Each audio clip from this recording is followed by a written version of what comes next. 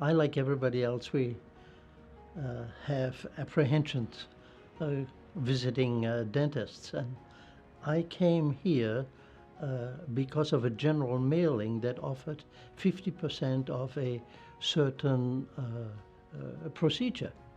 Well, everybody likes to save a penny. So I thought, well, I'll go and have a look and talk with Dr. Miller. And I drove up, and of course I was apprehensive, like everybody is when you have to go to a dentist. I had an unusual feeling when I came in here into the waiting room. It did not have the general commercial sterility. It felt like a living room. And that sort of reduced my anxiety a little bit. Then I met the staff and had the impression that the staff was quite competent and personable.